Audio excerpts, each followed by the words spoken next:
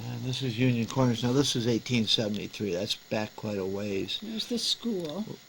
Mm-hmm. Baptist church. Right, and then cemetery would be up here. Yeah. We used to go to square dances. Now, would that have been in church? Yep. Now, is that been converted? What's the house on the corner? Is that any one of these buildings, or are these completely gone? Both They're completely gone. Okay. And of course, Presbyterian Church across the street is completely gone. Yeah. That went first. Yeah. No, you wouldn't think, with a town this size, that they'd have a church. I know. That's what everybody says, huh? Union Corners? Yeah. Well, as I say, they used to have a grist mill, 2 blacksmith shops, a shingle shake, 2 churches. Now, is this Walt's house? Yeah, that's Walt Conklin's place. And this one down here is, he just died here 3 or 4 years ago. Lindsley place. Have you ever heard the story? Now, you go down this road here towards the state land, okay? And just as you get onto the state land, on the left-hand side, there's supposed to be a cemetery. And the stones don't have any names on them with the exception of one, which says Cherokee Savage. Oh. That's what it says on the gravestone.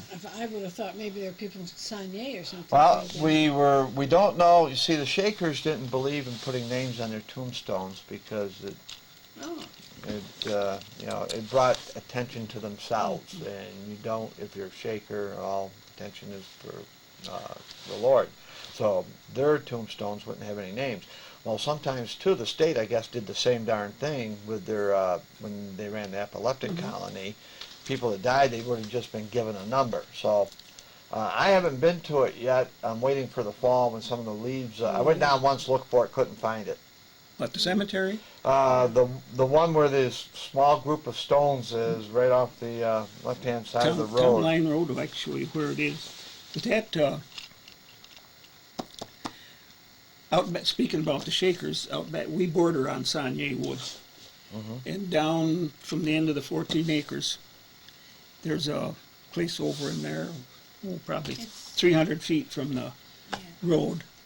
The story goes, and I can only tell you what my grandmother told me. There was a couple from Sonyea, they got in trouble. He got her up a stump, and they kicked them out. And they come up here and dug a hole and built a house. And they used to come up here to Grandpa and Grandma's and beg for hay and straw to stuff their mattresses with because they didn't have any money. But that's what Grandma Hartmann used to tell me. That the foundation and the well and everything is pretty well filled in now. I think I've got a picture somewhere. The plum trees and the prune trees and the stuff that they planted around there are still there. They're gone sort of egg-shaped, but you wouldn't know now it was there unless you knew where to look for it. I'll tell you kind of a funny story about that. Now, where's our house? We had a choir picnic here at our house, right here. And this elderly lady sang, well, at the time I thought she was elderly. She was in her 80s. That's not elderly anymore. And she married this little old Spanish fella, and they came here for the choir picnic. And when they left, they said, now we turn right. You know, I'm thinking they mean down to the bottom of the hill. To get back to town, you turn right. So they got in her big old Lincoln or something. They went up here and down here and turned right and went way back there. Oh, where am I? They came way up to Rouse Corners. Went down this road and way back in here and got lost. Had to spend the day they were down in here. Spend the day in the woods? Yeah, the We night. spend all night in the Kissaquah. And then when they got in the morning, they didn't know where they were, so they got out of the car and walked down through here to Tusky to find somebody. And here they were, an old couple. Oh, see, there used to be a house down in here. This is a colony land. That'd be about in there. People by the name of Capro.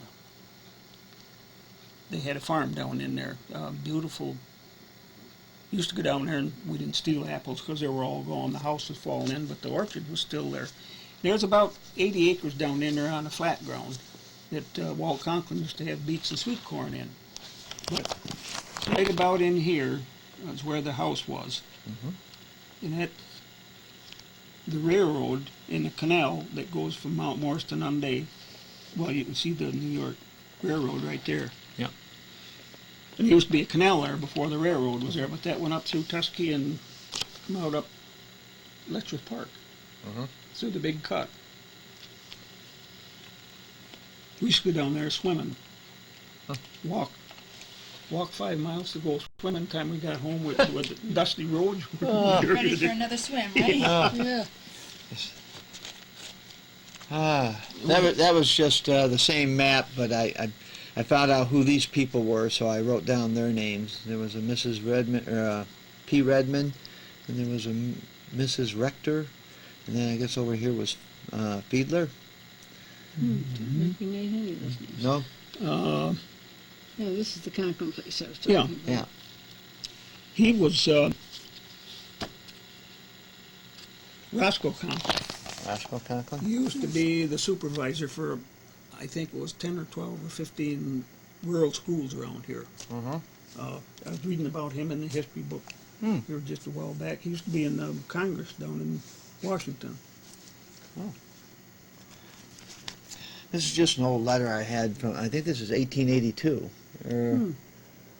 47, 12, 18, oh, yeah, 47. West Sparta, October 12, 1847. Now, who's it to? Joseph Fellows.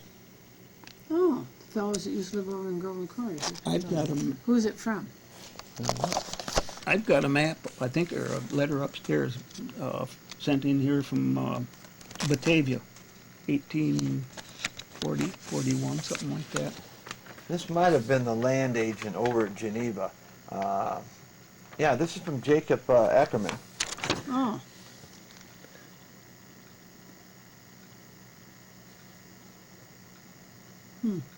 Or Chapman.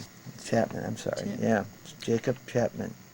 How would you read that unless you knew what you were... Yeah, well, actually, this is one of the better ones. Some of the other ones are really...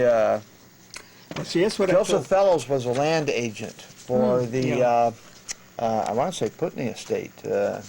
I guess this land up in this area still belonged to them, as you know, right up into the. And at the time, all the transactions were done over in Geneva. This place says bought from Trowbridge, from the, what was it? Oh, what the heck was that land company? We've got a whole bunch of papers from the deeds when they bought this land. If you want, why don't we look at some of